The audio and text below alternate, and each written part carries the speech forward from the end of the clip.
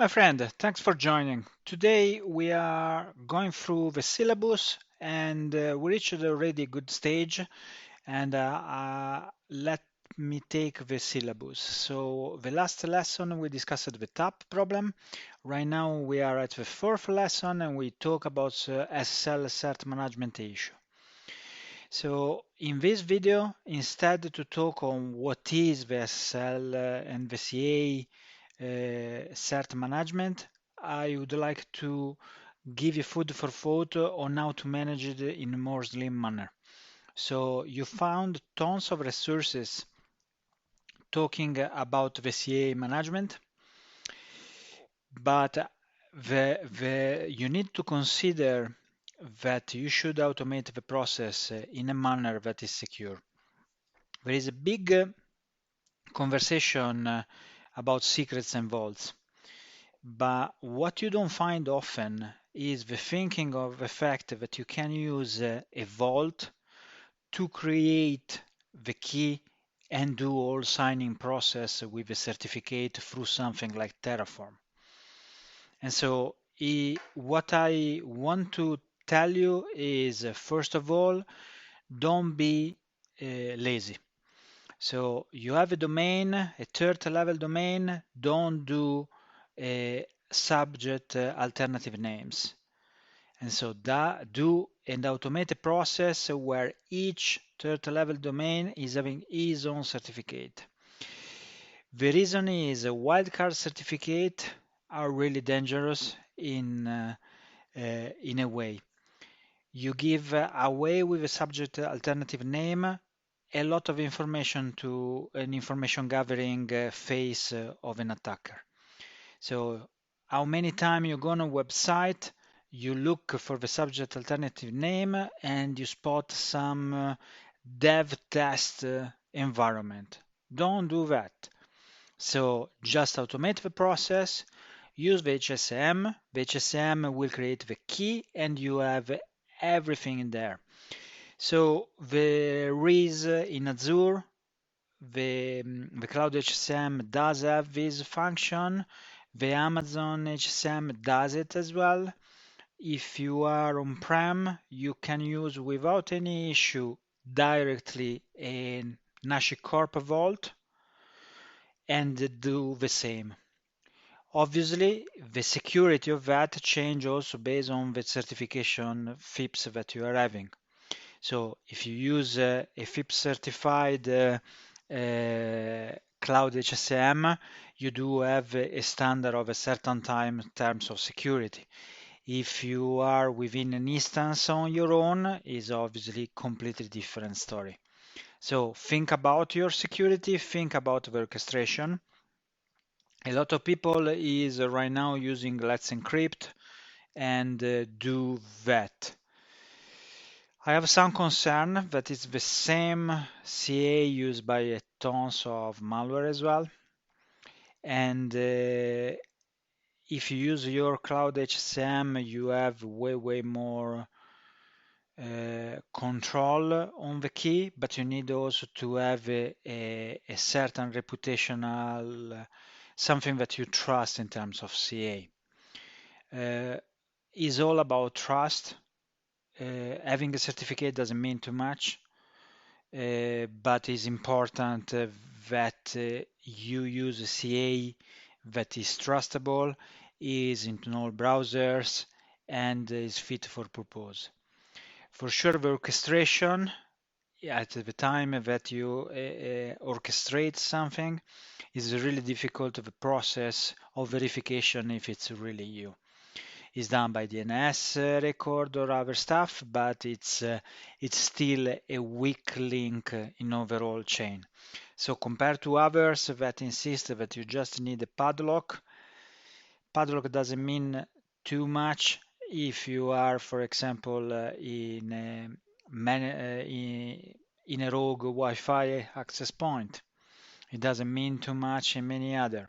So you need to pay attention to the CA, you need to pay attention on your process, automate what you can, and define how mature you are. In GCP, for example, you can decide to give the management straight to them. So you need to be humble and decide what is actually good for you. Use a cloud service provider process can be more sound than reinventing process that is having flow. That's my point. Signing and all process at the time that you use the HSM become everything more slim and easy. Unfortunately, you don't find common on that because a lot come from the background of a Microsoft certificate kind of stuff and is a bit a completely different process in terms of automation. Remember the expiration, let it rotate and let it go. Okay? And I think it's enough because it doesn't make any sense in this lesson to mention all processes. I suppose if you are doing this course, you do have an understanding of how a CA management works, and so you are quite confident with the concept that the private key is the main things that you need to protect.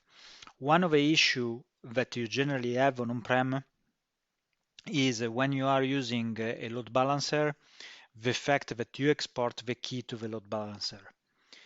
At the time you have an automated process in cloud and you use a cloud stack, is propagating and is doing that stuff for you. So if you need to deal with on-prem, that process is way more critical. And so compromise a load balancer, you have a really good point for an attacker to see all traffic, because obviously you can have a front end, a VIP, a virtual IP that is front end facing, and you break the SSL. So if you get that private key, you see completely all traffic, and actually if you are on the load balancer, you have a good standing point for an attacker. And so is the reason why all traffic that get mirrored, as I was talking in the other tap conversation, get mirrored at the load balancer. There is CA management in all load balancer, and you'll find tons of article about that. But it's critical to understand how in your process, that is not only a technical things, you could have problem on how this private key is exfiltrated, potentially exfiltrated, and how it can be attacked. Think that a vulnerability on a load balancer give you the private key. So it's really a good capture the flag in somehow. Load balancer are generally running a certain operating system that is really easy to fingerprint. You know which vendor are out there, and so it's really straightforward also on the way how a load balancer can get fingerprinted. Their reaction in somehow is extremely easy to be spotted. Certain are based on FreeBSD, and you see that just with simple network fingerprinting techniques. Other use cookie because they have also web application firewall on it, and so you spot it quite easily too.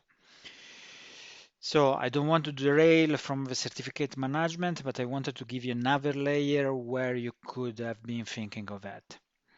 CRL management is extremely important as well. Don't forget the revocation list, and be 100% sure to cover all process from the end, from the start to the end, and do it with due diligence on not only see the technical conversation, but also the process behind in terms of maintenance, how it's done, and everything else. But don't forget the subject alternative name.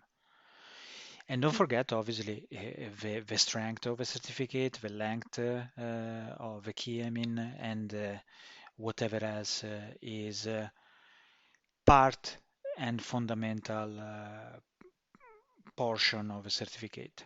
Thanks for listening. We'll jump soon on the API nightmare.